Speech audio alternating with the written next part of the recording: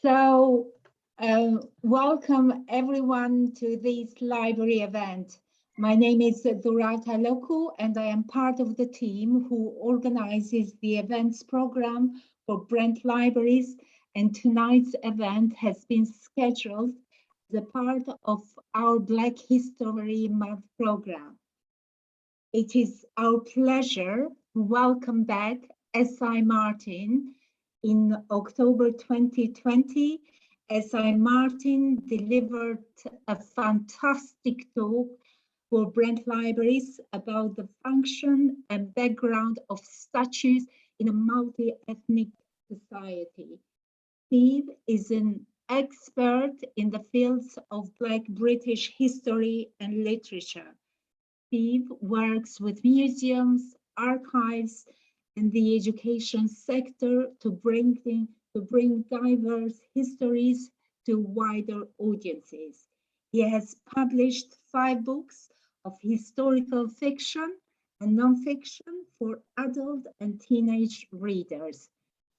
S.I. Martin founded 500 years of Black London walks nearly 20 years ago in response to the low profile given to the Black historical presence on the capital's streets. He has worked for many prestigious organizations, including the Black Cultural Archives, Natural Maritime Museum, the V&A, Tate Britain, National Portrait Gallery, Wellcome Trust, and many, many others. Steve sits on the English Heritage Board as a part of diversity in the Blue Plaques scheme. So without further ado, I'll hand over to Steve to uncover the history of Black British Marines. So over to you, Steve. Thank you. Okay. Good evening, everybody. I'd just like to thank you very much for taking the time out of your precious evenings after work to join with me on this hour and a bit, hopefully as long as you can bear, of looking at the history of Black British mariners, Black British seafarers and seamen. And it's entitled Uncovering, not because these are hidden histories in any way, they're not, but uncovering because they are forgotten. And I think in some senses they're also willfully forgotten for reasons which may become obvious as we go on.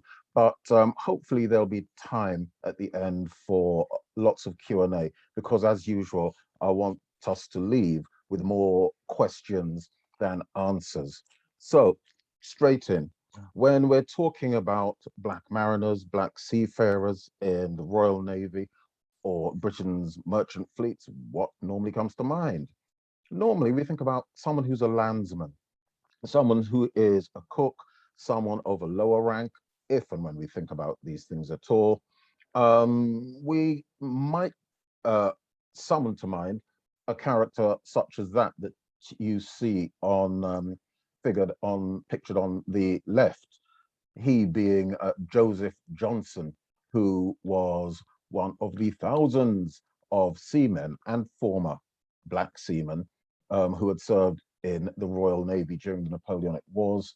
And having left the service, he became one of the many hundreds of Black beggars on the streets of London. You can see his speciality, having been a seaman. He somehow managed to craft this mysterious piece of haberdashery, which features a ship at sea with sails unfurled. And you can imagine as he walked along, he'd be known to bob his head to mimic the motion of a ship at sea. And he'd be singing songs like the roast beef of old England, lots of patriotic favorites going off to even the outskirts and the Shires, Staines, St. Albans. He went everywhere. It's extremely popular. But that transition of Black seamen, of low ranks, landsmen, maybe able seamen, and then, like most veterans, even today, the service having washed its hands of them, you find them on the streets begging for a living. That is the most common and the most popular image of the black seaman when we choose to remember them. But I want to really try and establish how important a body of servicemen and also in the merchant fleets these people were, and how their experience is really at the center of a lot of the black experience today, how communities of African origin experience the sense of diaspora, the sense of communication between parts of the diaspora, ideas about religion, identity, and all sorts of political philosophy are all embedded in the experiences and have their roots in the experiences of Black British mariners. Okay, let's jump. Okay, so why were they there at all? Why was there a need for them?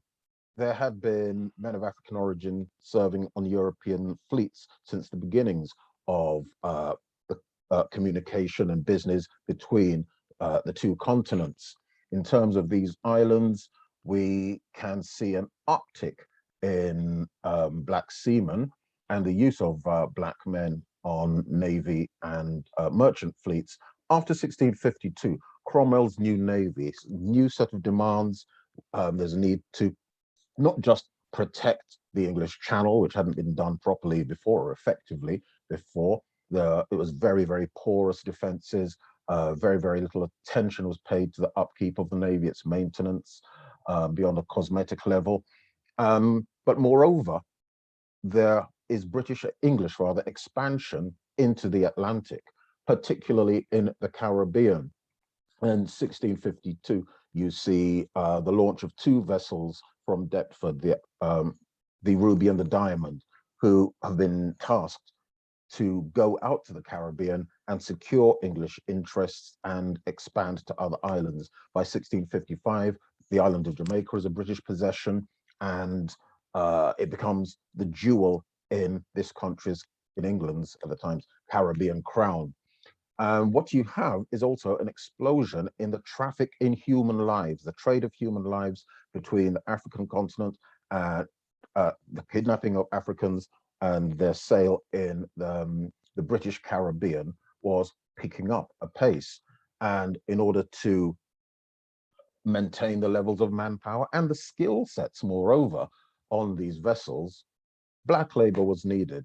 You have to remember that there was a very high death rate for white British seamen or European seamen making these voyages across the Atlantic and even to Africa and even to the Caribbean. So inevitably, there would be a need for not just any crewmen, but skilled crewmen. Remember that they are in a part of the world in West Africa, particularly what's now the Senegambia region, where there were very, very skilled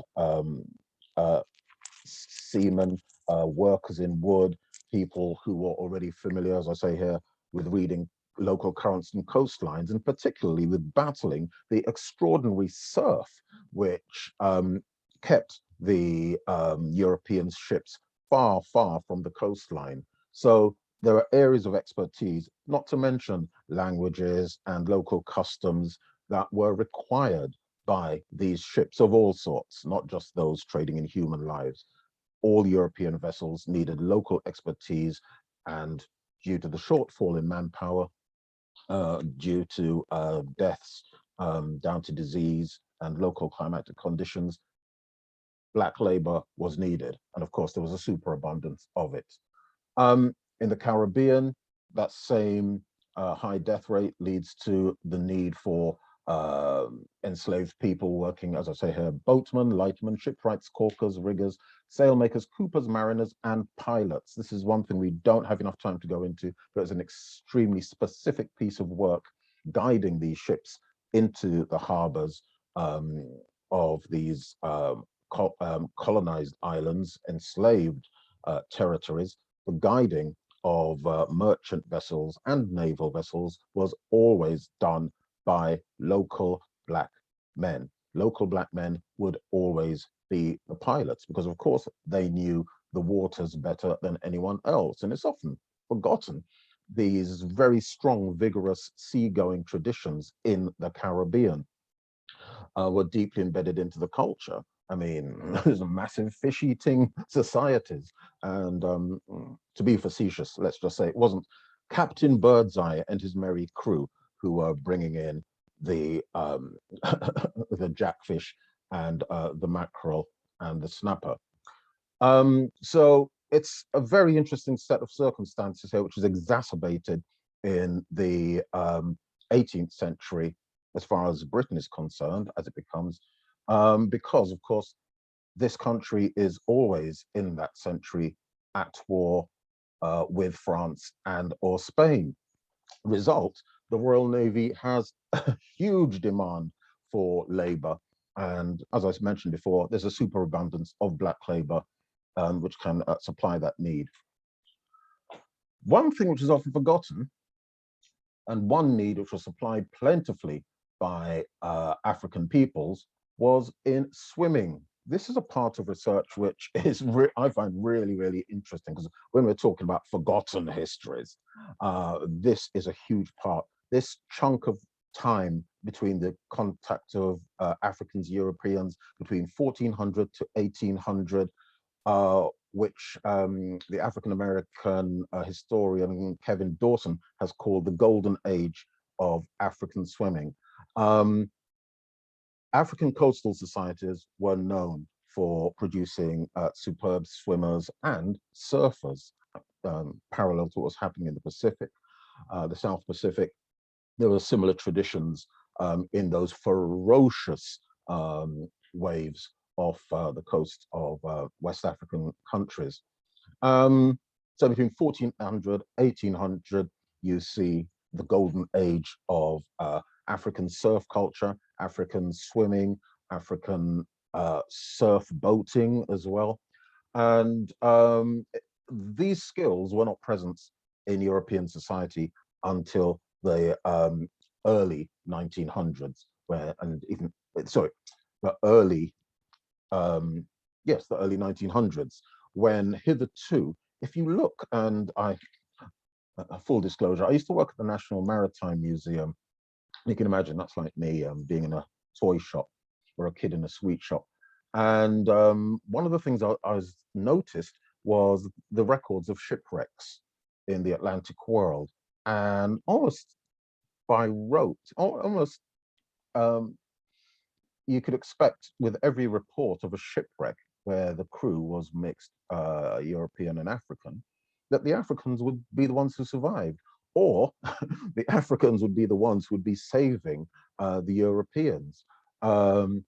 And this is in report after report after report. So these skills were, I'm not going to read out all of the mentions on the right-hand side because we're going to run out of time and I'm trying to speed this along. But this was something which was used, I mean, even going back as far in this country, as far as what, 1545, when Henry VIII was employed, well, when a black diver, Jacques Francis, was being employed, or used rather, I'm not quite sure of his status, to dive down into the murky waters of the Solent to look for the wreck of the flagship, the Mary Rose. You know, that was 1545, 1552, they were trying to retrieve that object.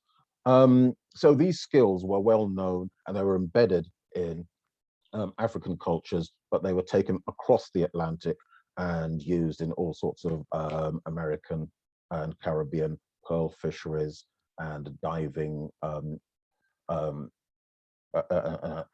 diving enterprises as well. But it's a huge part of history which is forgotten, which unfortunately we don't have time to go into, as will be the case in pretty much every slide we look at. I hate to rush this stuff. Okay. When we talk about the standing in which these people were held, the black sailors, particularly in the 18th century, it's really, really strange. And it's a classic piece of English legalese and English, or British rather, no, English legalese and English, misinterpretation of law, which allows for a lot of elasticity at the same time, having a lot of enormities and atrocities and lots of freedoms as well. A classic mess. This is a footnote from Lord Colville, who's talking about the status of these Negro mariners, black mariners. He says, the Negro was never reckoned an alien. Discuss. Looked upon as a proprietary subject of the crown, and having no one in particular to speak up or defend him, he shared the same fate as the free-born white man. Obviously, this is quite fanciful and not exactly true.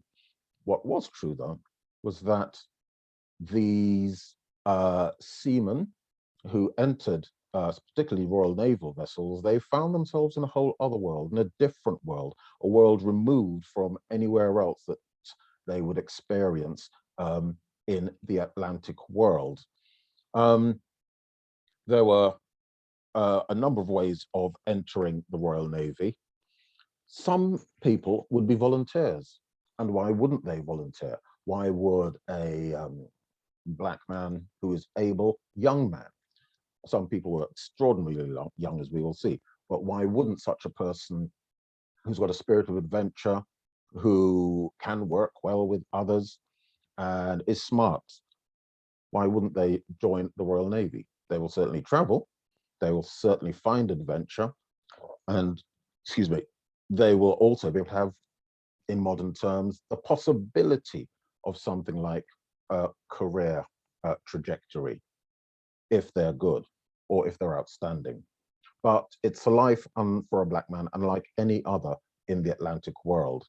They could also have been just press ganged. That is to say, due to the Navy's need for labor, they could just find themselves jumped on by a number of horny handed able seamen and dragged into service compulsorily against their will.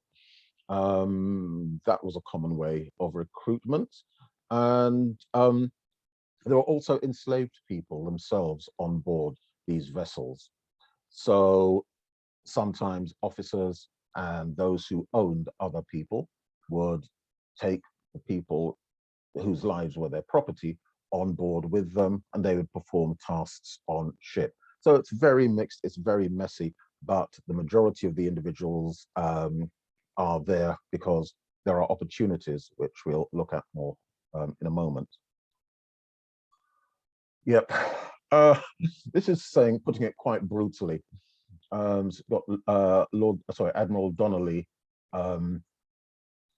describing how many blacks picked up in the West Indies or on the American coast without hurting commerce were to be found on board our ships of war, where, when not incapacitated by climatic conditions, they made active, alert seamen and generally imagined themselves free.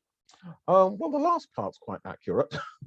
They did generally imagine themselves free because they're experiencing, or able mostly to experience, freedom of association, a freedom of movement, communication networks that they find themselves in with other communities in the African continent and the African diaspora. Simply the astonishing diversity of humanity found on naval vessels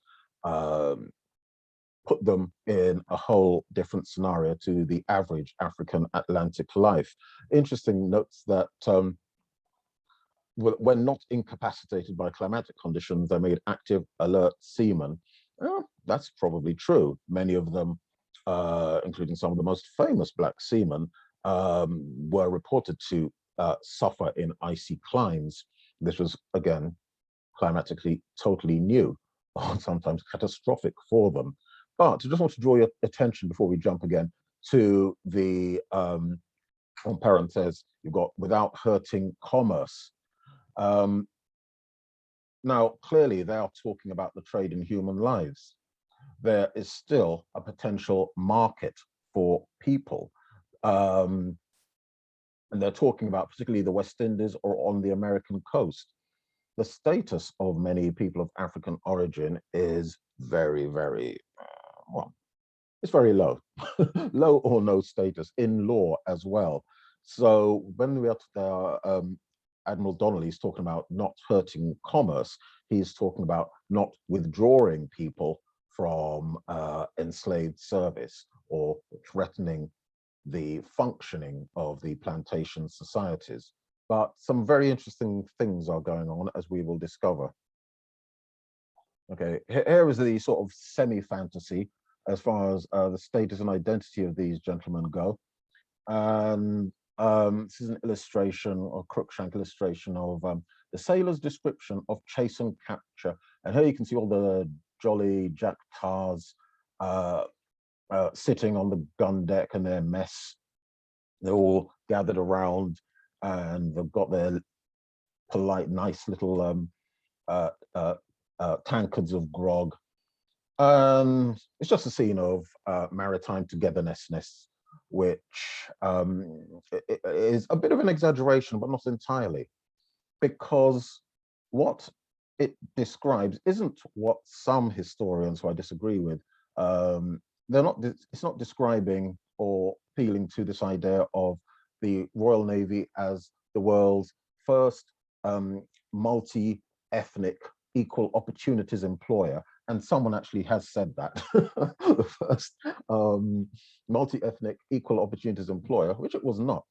But I think it's a lot more interesting than that, and realistic than that, to the degree that our gentleman on the far left, the African gentleman grinning into these descriptions of chase and capture, would have found himself in this position I was alluding to before, one of having freedom of movement, which involves meeting Europeans, if not as legal equals, then certainly as equals on a cellular animal level, because these people with whom you can see he shares a mess, they also sleep in the same area, they eat together, they drink together.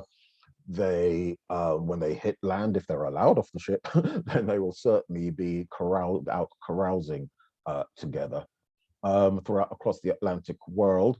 And they'll be fighting together, more importantly. You'll have mixed groups of men who depend on each other in order to survive. There's nothing fanciful or romantic about this at all on a very basic level.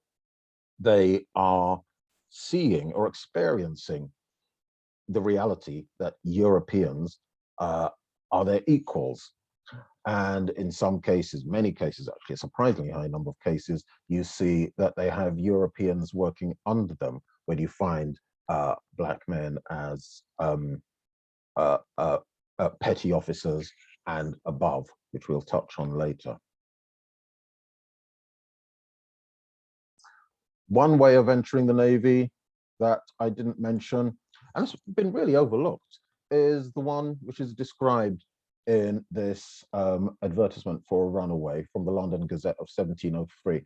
And this was a very common way of entering the Navy, but it wasn't mentioned for a number of obvious reasons. An enslaved young person, if they made a run for it, for their own freedom, whether that was in these islands, which is where this advertisement comes from, or enslavement in the Caribbean, Barbados in particular, if they could make it to a Royal Navy vessel, it was possible, not always the case, depended what the bounty, what the charge on his head was. It was possible, though, that at the discretion of one of the officers, they could sign on to the ship's company and they could have a new career for themselves on board one of His Majesty's vessels. Here's this an interesting case where, for those of you who can't see what I'm referring to in this advertisement, it describes how on the 2nd of June, Negro boy, 15 years old, speaks pretty good English, tall of his age, slender legs, thick lips, lost a bit of the lower part of his right ear, describes what he's wearing, and it's supposed to be gone on board some ship. That phrase, supposed to be gone on board some ship, or supposed to have absented himself on board some ship, is very, very common both in this country, particularly in and around the port cities, where you see cases of runaways, and, excuse me, in the Caribbean. Some of these individuals did make good, or at least more comfortable and enslaved lives for themselves. Interesting, the reward here is 20 shillings in charges borne. But part of my practice is, part of my practice involves creative writing. And I just like to imagine that he made a good run and had at least a bearable life in the Navy, because we know that many of them did, and they were needed. This is a huge subject, which I'm going to apologize for being brief with due to time constraints. Black biography and the sea. Something very, very interesting is happening here. From the mid 1700s, what you see is the gradual appearance of the biographies of Black men and women. This is something new. This is revolutionary. It's the first wave, excuse the pun, the first wave of Black literature in English appears in this period. And time after time after time, you see that these are the experiences of men who have been to sea. Something is happening to them at sea. They are changing their outlooks, their values, their need to express themselves. And their stories end up on paper, they are printed, published for a majority white British readership. When I say it's revolutionary, simply from the point of view that many of these men had transited through plantation societies, particularly those in North America, where literacy wasn't just frowned on, it was punishable by up to and including death and public mutilation and all sorts of creatively vicious corporal punishment. Yet you see this wave of writers putting Black thought in English, particularly focused on the abolition cause. The gentleman on the left, many of you will be familiar with, Alauda Equiano, who is the person who we believe gave us the first account of being trafficked across the Atlantic as an 11 or 12-year-old.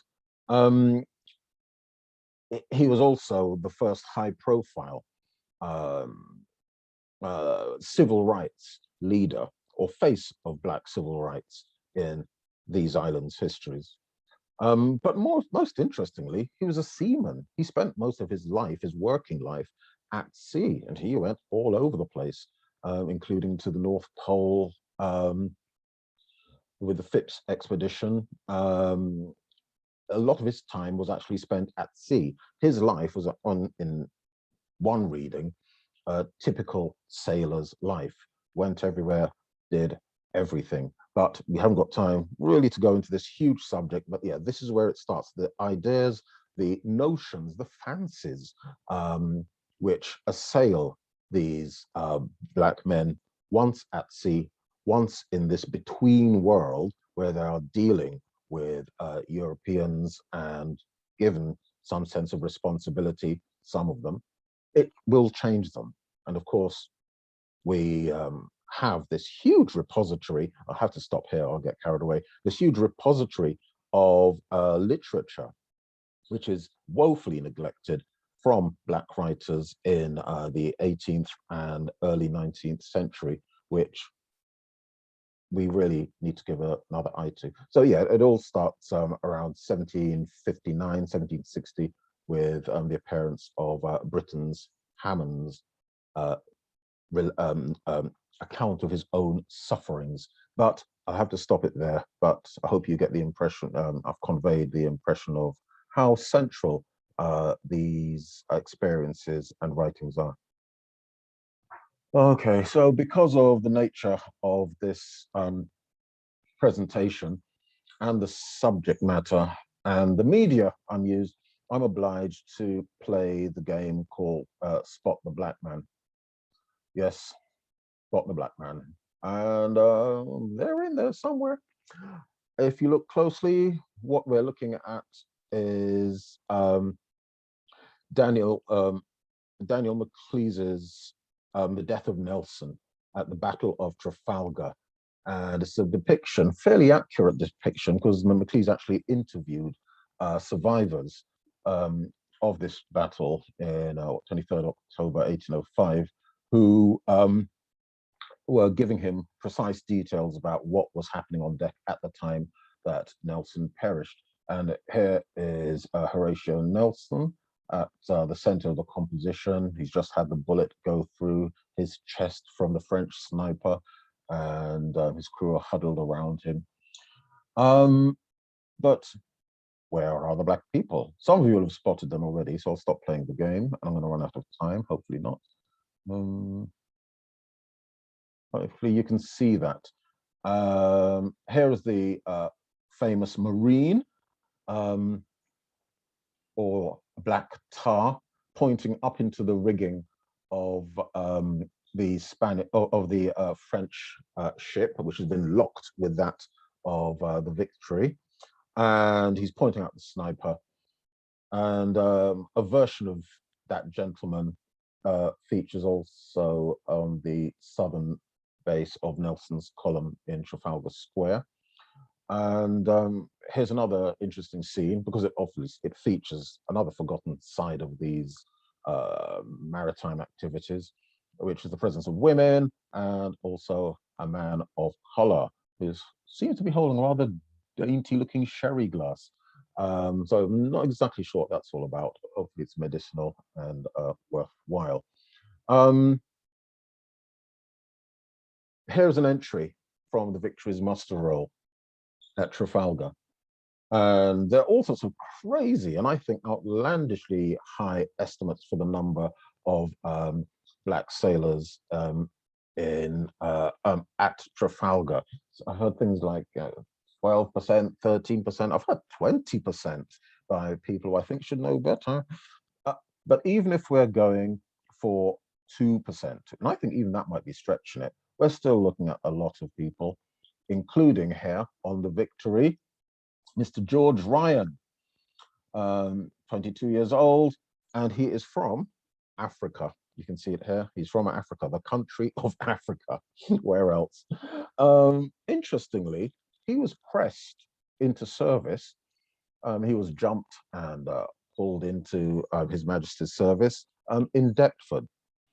Being pressed into service, press gangs could occur to anyone, anywhere. He happened to be in the wrong place at the wrong time. It's possible he had previous service, because there was a preference, obviously, for seafarers, and there were many black seafarers in Deptford, and George Ryan ended up on the Victory. Here is another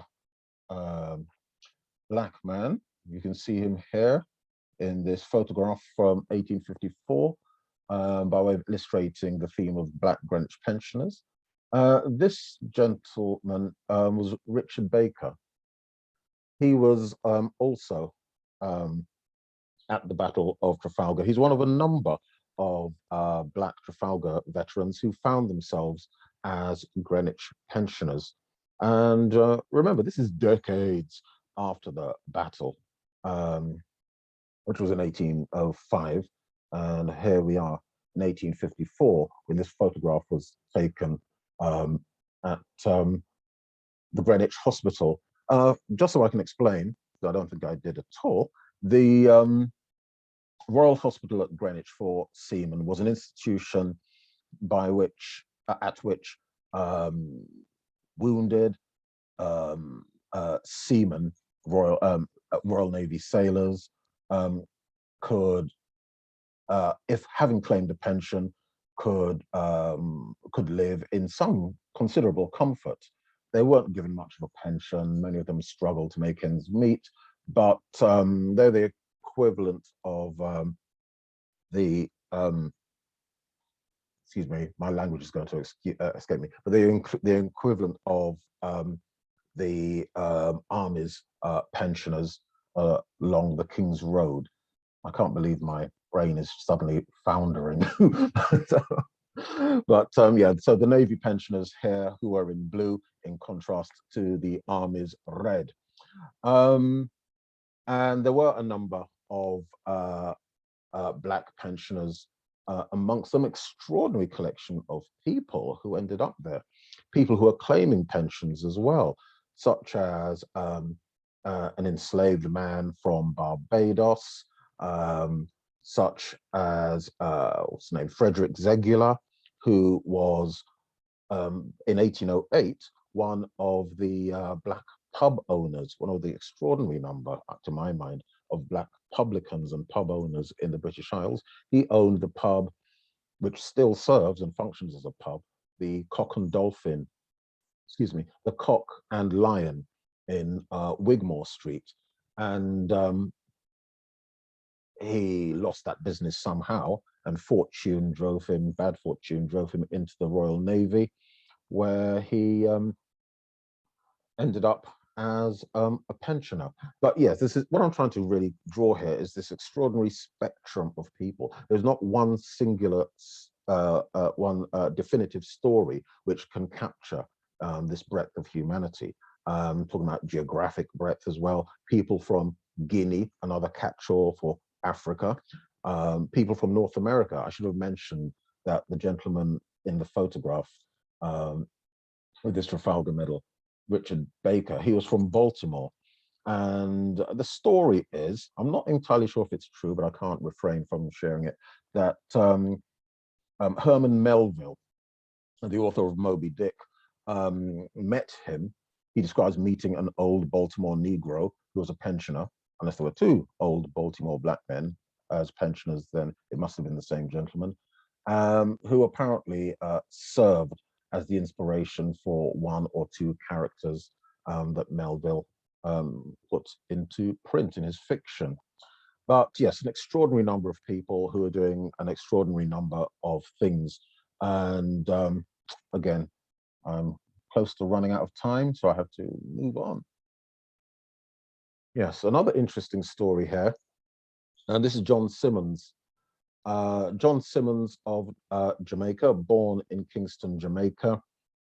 Here you see him portrayed in this portrait in Mansfield Town Square. He had also been one of the naval pensioners, and he married a London lass, and together they moved up to Mansfield to eke out a living as tinkers and hawkers. He finally got his medal, his Trafalgar Medal, in 1847. So yeah, he had to wait a long time, 42 years to get that medal. But here he is, in the one portrait we have of him, proudly displaying his medal. He had a very active service. He served on all sorts of vessels from the Conqueror. He was on the deck of the Conqueror at the Battle of Trafalgar, which means he'd have witnessed the French surrender, as they did to that vessel. He served on the Variable, on the Forte, all sorts of vessels, but he ended up as master of the top sheets, which is a very respectable position, basically dealing with managing the sails, a certain portion of the sails, and he was a respected petty officer. But what's interesting about him is that he also has descendants who I've spoken to, Ruth Crook and her wonderful family, who are aware of their illustrious ancestor from Jamaica. And they are doing everything they can to share what they know about this particular set of histories. And it is, once we are talking about ancestry, it is particularly interesting and relevant because Ruth, and her family are one of an increasing number of ostensibly white British people who are being given to understand that they do have non-white people in their lineage as forebears. And if we lived in less politicized times, this of course would just mean nothing, just be statistics. But it prompts all sorts of considerations. So without going down that rabbit hole tonight, let me rush on.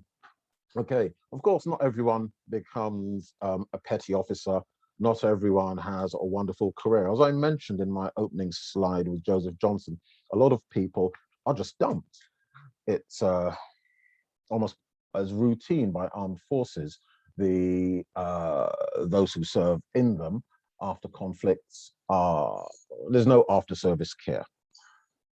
And that was the case in 1786 after the American campaigns, when you can see a large number of Black campaigners and their families in some cases on the streets of London.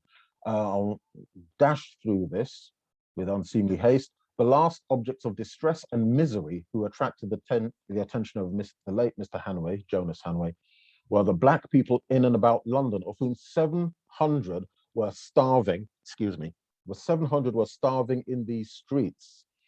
These wretches had been brought here chiefly as seamen to navigate English ships from the East and West Indies, and when the ships were discharged, the poor men were turned adrift to get home as they could. Long story short, at the closing points of this passage is that many of these people were encouraged to be sent out of the country to Sierra Leone. Over 300 of them and their families in a very under-recognized incidents of, I'm not going to call it repatriation, I'll just call it ejection of London's Black poor community, 1786, 1787. They were dumped in Sierra Leone and, as it says, encouraged to settle. They were just left there with very poorly supplied, and the vast majority of them perished there. We don't have time to go into that, but I had to include that as one of the fates of some of these seamen. Okay, Captain John Perkins.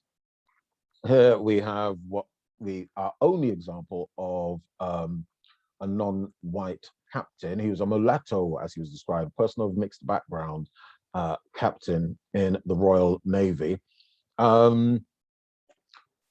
He enters the Navy as a servant, a lowly servant. Young man, he becomes a pilot. Again, this need for Black pilots is one of the ways that many of these individuals become fixtures on Navy vessels. But he must have had some very interesting backing behind him, because he's a lieutenant in 1782, captain in 1800. He was the captain of a couple of frigates, the Arab and the Tartar. Well, someone having a joke there. He's the captain of those two frigates. Most interestingly, he was used as a spy to go on land or inland in following the Haitian uprising, because he was fluent not just in formal French, but also in patois, and he could pass amongst the rebels because of his appearance. He's an extraordinary person. Again, time is against us, but here is someone who very seldom left the tropical stations. He suffered in the cold, and he was not entirely liked by his crew. We have to remember, he's a captain of a ship. And here you have a non-white captain, mulatto, as I say, a mixed captain, who is obliged to have members of his crew flogged. He has to impose corporal punishment. Interestingly, a couple of his officers, when they were on land in Santo Domingo in Haiti, they were complaining to the French about having to serve under bleep, bleep. Choose your epithets, which I'm not going to use because of rent council guidelines. But that is the world he had to negotiate. But please Google him. Okay, the first Victoria Cross was awarded to William Hall in 1859. William Hall was a part of the brigade which went ashore at the siege of Lucknow to break down the walls, basically to break that siege, and he won a Victoria Cross. I'm going to have to hurry because I can see I'm going to run out of time all too soon. This one's called A Life at Sea, and it's a seaman's ticket for, you'll have to follow the bouncing ball, here it is.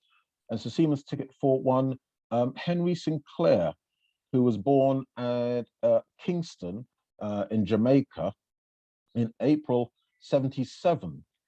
And you can see he is going back to sea in the capacity as a cook. And he first went to sea as an apprentice in the year 1776. He's going to sea for the first time as a 6-year-old. He's being taken to sea, let's be frank, for the first time as a 6-year-old. This is something which is fascinating. A lot of these experiences of Black men at sea, and just sea farers at this time, are the experiences of young people, the challenges they had to face, the strength of will and of sinew that they had to bring to bear in all of these life and death circumstances, as well as the sheer imagination that they possessed, which is present in the writings that I was talking about earlier. John Morant, Lauda Equiano in particular, they're very good at writing about marine warfare, if you like that sort of thing. And it shows as well. So he goes to sea at 6, and when unemployed, he resides at Poplar in East London. This is very important because already in the port cities of this country, by the date which you can see is 1845. Yes, that means he is actually 75 years old. He's going to sea, to work at sea at the age of 75. But even more interesting than that is that you can see that he is part of this growing set of not just men of African origin, but South Asian origin, men of South Asian origin who are involved in manning British vessels. And when they're not at sea, they are settling in places like London's East End, or in Hull, South Shields, Liverpool, Cardiff, Glasgow, etc. Moving on, because as they settled, of course, I just chose this because what else would Caribbean men be doing in the early 1900s after they settled down and got some sort of base themselves by getting a cricket team together? And I'm just showing it by way of underlining how established these communities were. Right, but not for too long. Obviously, I'm going towards 1919 and the attacks on these communities, they numbered roughly 25,000 at the end of the First World War. There'd been an influx of seamen to take the roles in British merchant shipping, which had been left by white British seamen, who of course moved into the Royal Navy. But many of those who had arrived decided to settle, to stay on. There'd also been people who had been born here generationally, who tend to get left out of the picture. I'm not going to read anything in the image that I'm sharing with you, but it is depicting, as it says, racial riots in Cardiff, sensational scenes. These were riots which were really attacks on communities of color. And again, they describe not just men of African origin, but also men of Adenese, Yemenis, South Asian, Sinhalese or Sri Lankan, and the poor, odd Greek seamen will get caught up in some of these as well, from the swarthy to the sable to whatever. So these riots went on, and they were riots. They went on from January 1919 to August of that year. and after the revolutions in Europe and the ongoing effects of influenza, this was the story in these islands, the impact of communities of color. It's very, very sobering reading, not just for the information about it, but the attitudes as expressed in newspapers, public discussions, government decisions, every level, from gossip to the Mandarin levels of Whitehall exchanges. You see points of view and attitudes which could be from today. I'll have to close up so I can have time for questions. And I'll close on this one, which was that, again, you see an instance of some people being repatriated. Politely put, some of these individuals were offered the chance with their families to go back to either the Caribbean or Africa.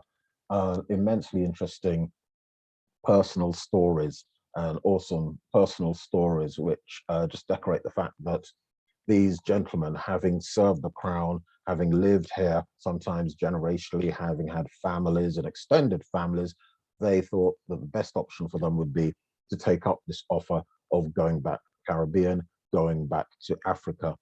And what I've chosen to illustrate that is this petition from repatriated Jamaican seamen, which describes how that, again, follow the bouncing ball, that we, for a period of 4.5 years, they're describing themselves, served in the interest of the empire to uphold its dignity and honor to the world as soldiers, sailors, merchant marine, seafaring men, sailing to the 4 corners of the globe, conveying foodstuffs and all other war materials to the mother country when white men bluntly refused to do so. We true, loyal British subjects of the West Indies risked our lives for king and empire, supporting the entire motherland with foodstuffs and other necessaries for the war, and many of our men lost their lives. Some were tortured and suffered all sorts of punishments, and some of us, luckily, got away from torpedoes and submarines. And to be treated by the people, whites of the United Kingdom, shocks us terribly all around in every way. You have to remember the main function of some of these seamen in the merchant fleets was to keep this country fed. They were working the Atlantic sea lanes. The First World War was known by many people in the Caribbean and West Africa as the submarine war. That is the area of conflict that most Black men would have been familiar with. The submarine war is how it was known. Also, many of these men, they paid the ultimate price.